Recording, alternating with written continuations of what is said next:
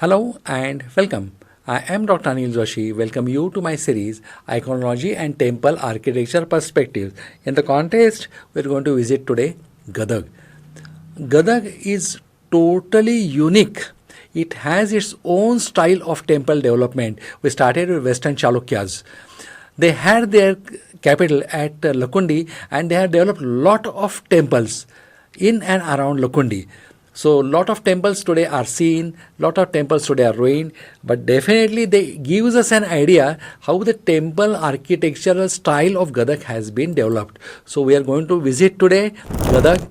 Further Gadag, we are going to go into the Halagundi, and furthermore in Halagundi, we are going to visit certain temples which we are going to see very shortly.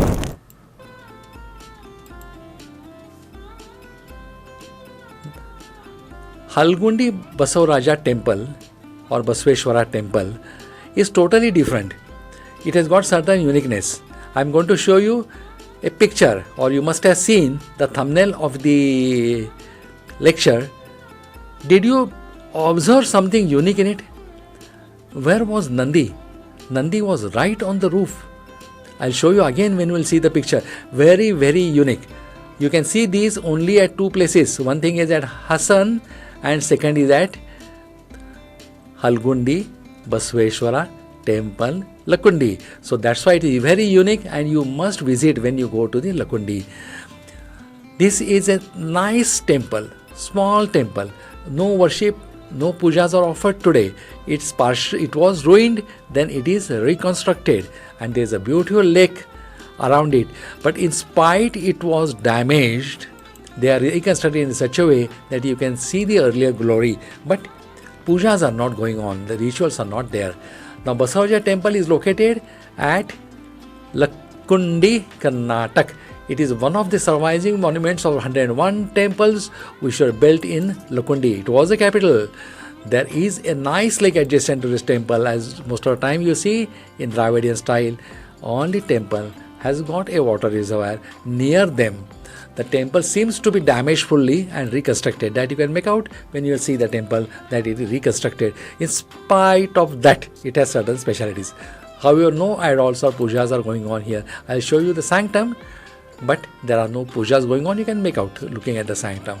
Halagundi is a treasure trove of the edifices builders by the mighty Kalyani Chalukyas, who had their own style of Kalyani Chalukya style of temples, which is combination of Dravidian and Nagara styles. What were the added features? We are going to see when we will see the different temples. Each and every temple is covered by us in different lecture. Links are given, or else you can visit our website and trace back whichever the temples you want. But this was a treasure for those who love iconology and temple architecture, especially of the Gadag style or Western Chalukya style. It is a combination of Hoysalas and Dravidians. The Sunas, that is the Yadavas of Devgiri and Vijayanagara Empire, they all have contributed towards the construction of this. Now actually Yadavas of Devgiri are at long distance, that is at Chhatrapati Sambhajinagar, Maharashtra, where you will find the caves of Ellora, and most important thing is Devgiri Fort, or nowadays it is called as Daulatabad Fort. Interested? Visit our website. We have got extensive coverage of not only the fort but also temples over the fort and their styles. So you must visit that. Therefore, the Yadavas, the Vijayanagara emperors, so also the Kalyani Chalukyas combinedly developed a style which can be called as a Gadag style. Not exactly a technically accepted word, but a descriptive word. The temple are managed and they are survived by the ASI department, and really we should give them thanks for making it so beautiful. Although a sizable portion of the temple is reconstructed over the centuries, they were damaged and looted, but in spite of that, the temple managed to survive and show their glorified appearance even as on today. There are a lot of temples in Lakundi, and you must visit them. The historical site has a finest illustrations of unique Lakundi school of architecture. You can call Gadak style, Lakundi style, or Western Chalukya style. It's a combination actually.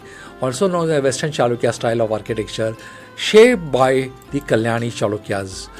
The Sri Halgundi Baseshwara temple, also known as Halugunda Basveshwara temple, built in 11th or 12th century, and it is still surviving partially, and most of it is a reconstructed portion by the ASI department. Now this temple is built near the you can say Muskin Bhavi. Muskin Bhavi is Pushkarni or well, where there is a temple also near it, and it was surrounded by the dense forest, hence the name Muskin Bhavi, and we have got video on it. Kindly visit our checklist we are given below, and you can walk over there also. It's a beautiful temple with a Pushkarni, that is the Muskin Bhavi. The temple surrounding is a Kashi Vishweshwara. So Muskin Bhavi, Kashi Vishweshwara temple are just a walking distance from these. And there is also Surya Narayana temple. That is a multiple shrine temple. It is unclear by whom the temple was built, as it is undergone extensive restoration over the years. Never mind who has developed, he has developed a fantastic. There is a majestic Nandi in a black stone seated in the mandapa facing the Lord Shiva. So this is one Nandi which is in front of Shiva, and another Nandi I told you was sitting over the top. That also I am going to show you.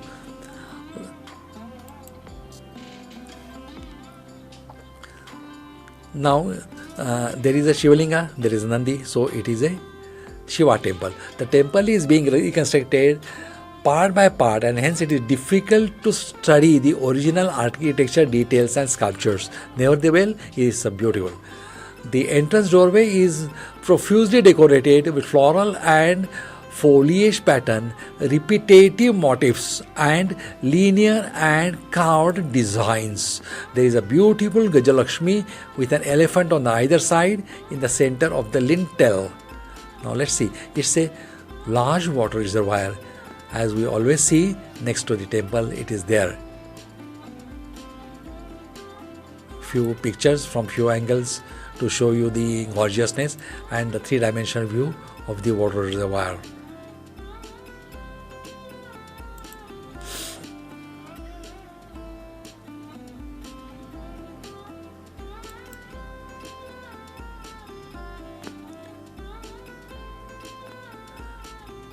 Now we are seeing part of the temple also within the compound. This is exterior of the temple which we are seeing.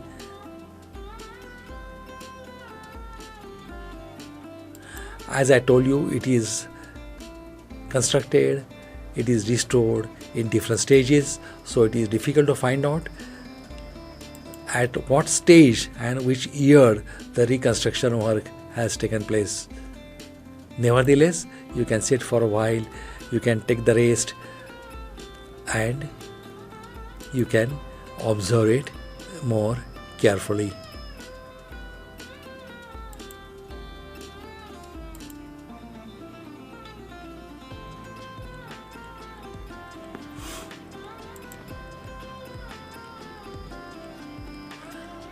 Though it was, this is from the outside the temple gate, inside you can go. Now you can see the Nandi sitting over the top. Yes, you can pause it and see, you will see it slightly obscured, but you can get the idea that Nandi is seated there. Here also you can see the Nandi, this is on one side and this is on the other side. So you are seeing the Nandi is seated on the top of the temple. Now clear? Yes, this is the one and this is the second one.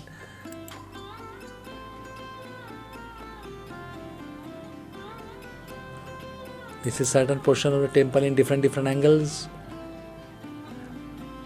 Actually, these temples are closed in the afternoon,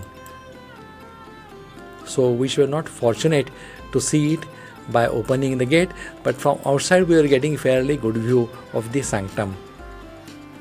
This is a board. Those who can read Kannada can get a detailed information about this. This is the sanctum which is closed.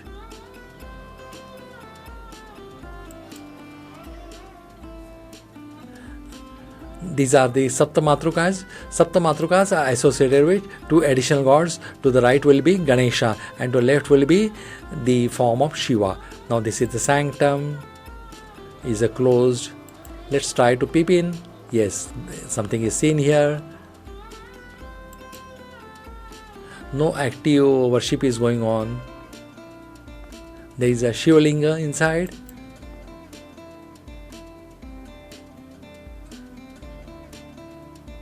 These are kept outside.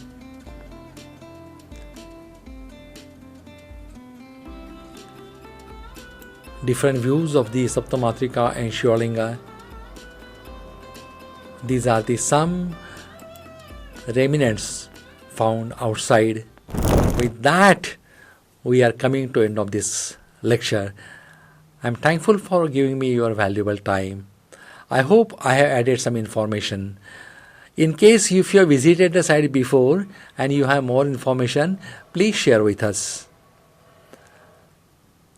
Thank you, goodbye and take care. This is Dr. Anil Joshi. Logs off. Till we meet next time. Goodbye, good luck and take care.